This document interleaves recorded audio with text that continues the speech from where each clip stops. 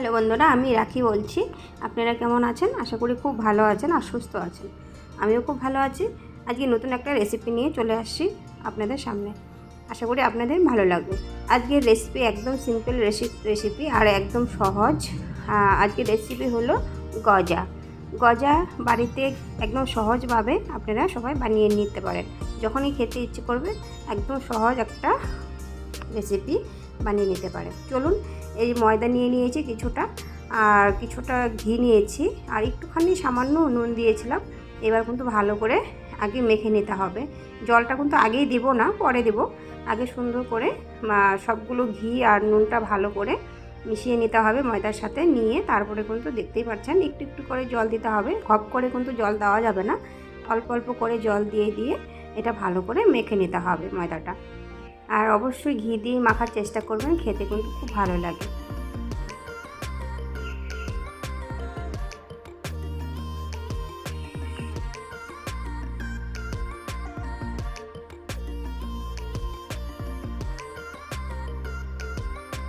তো বন্ধুরা দেখতেই পাচ্ছেন জল কিন্তু আর দেবো না, আর বেশি কিন্তু জল দেওয়া যাবে না, একদম ড্রাই করে মাখতে হবে। ড্রাই করে মেখে এভাবে বাটি দিয়ে ঢেকে রাখতে হবে কমসে কম আধা ঘন্টা। তো আমার কমসে কম 1 ঘন্টা আমি ঢেকে রেখেছিলাম। ঢেকে রাখার পরে এদিকে কিন্তু আমি শিরাটা বানিয়ে নিচ্ছি। যেহেতু গজা হবে শিরা তো অবশ্যই লাগবে। আর এদিকে কিন্তু আমি শিরার জন্য চিনি দিয়ে দিয়েছি, 1 বাটি চিনি দিয়েছি, দেখতেই পাচ্ছেন। আর এদিকে কিন্তু 1 ঘন্টা পরে দেখছি কত সুন্দর সফট হয়ে গেছে। আর এটা কিন্তু একদমই নরম করে মাখা যাবে না, না হলে কিন্তু মানে বেলতে খুব অসুবিধা হয়ে যাবে।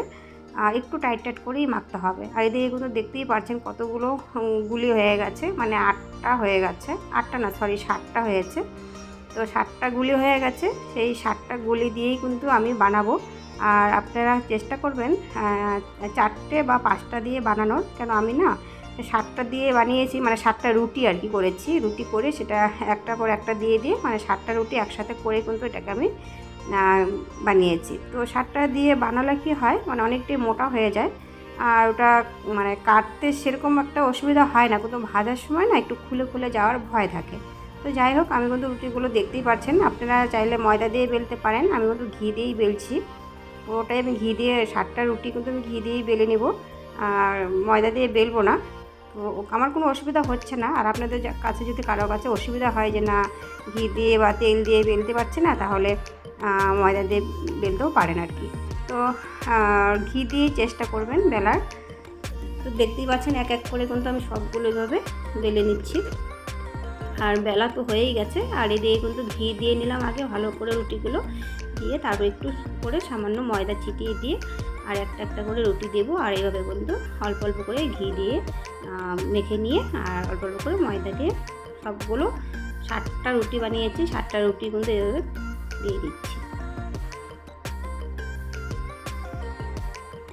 আপনারা 3টে 4টে এভাবে করেও দিতে পারেন।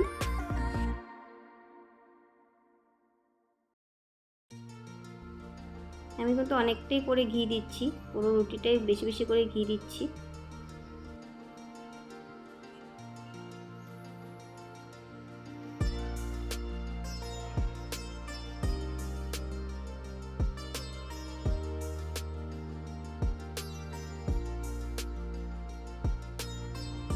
তো বন্ধুরা 7টা রুটি কিন্তু দেওয়া হয়ে গেছে। এবার কিন্তু এটাকে রোল করে নেব। যেহেতু 7টা দিয়েছি, রোল করাটা খুবই মানে অসুবিধা।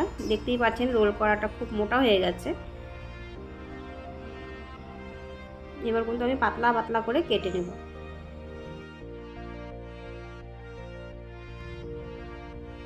কিন্তু পাতলা পাতলা করে কেটে নিচ্ছি, দেখতেই পাচ্ছেন কত সুন্দরভাবে কিন্তু কেটে যাচ্ছে।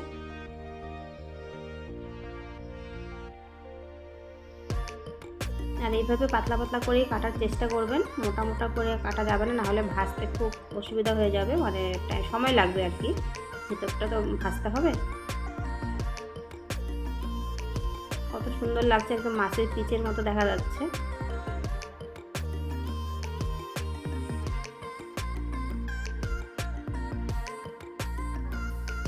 এখানে আমি 8টার মতো গজা বানিয়ে নেব। 8 পিস হয়েছে,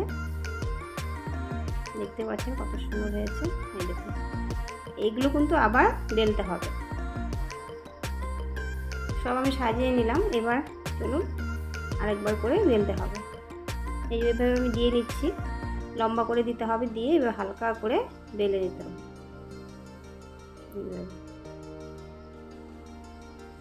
এখানে ময়দাটা তো দেওয়ার কোনো দরকার নেই, ঘিটি কিচ্ছু লাগবে না।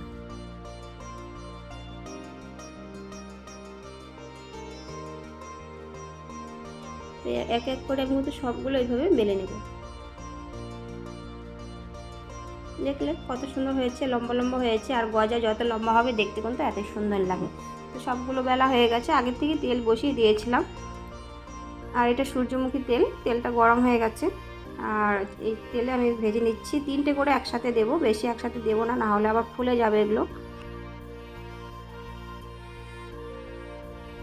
দেখুন এভাবে কিন্তু উল্টে পাল্টে করে মেরুন কালার করে ভেজে নিতে হবে। ভাজা হয়ে গেছে, নামিয়ে নিচ্ছি। আর এদিকে কিন্তু শিরাটা আমার রেডি হয়ে গেছে।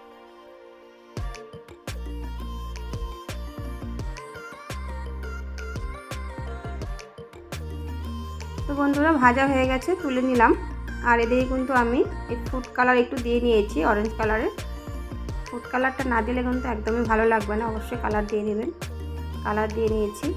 আর এগুলো কিন্তু সব সুন্দর করে এই শিরাটাতে ভালো করে ডুবিয়ে দিতে হবে।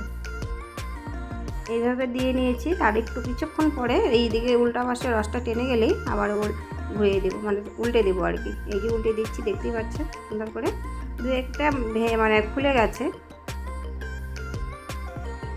তো একদম পারফেক্টভাবে হয়ে গেছে বন্ধুরা, দেখতেই পাচ্ছেন। শিরা কিন্তু ভালো মতো টেনে নিয়েছে। কতটা শিরা ছিল আর কতটুকু আছে এখন দেখতেই পাচ্ছেন। আর সুন্দর করে কিন্তু সবগুলো আমি তুলে নিচ্ছি। আমার এই দেখুন কতগুলো হয়েছে, কি সুন্দর লাগছে দেখতে, কালারটা অসাধারণ। আর খেতেও কিন্তু মারাত্মক হয়েছে। তো বন্ধুরা আপনারা কিন্তু একদম সহজ একটা রেসিপি, যখনই ইচ্ছে হয় এভাবে কিন্তু বানিয়ে খেয়ে নিতে পারেন আর সবাইকে দিতে পারেন। তো বন্ধুরা গজার রেসিপিটা কেমন হয়েছে অবশ্যই কিন্তু কমেন্ট করে বলবেন। আর যদি ভালো লাগে একটা করে লাইক দেবেন।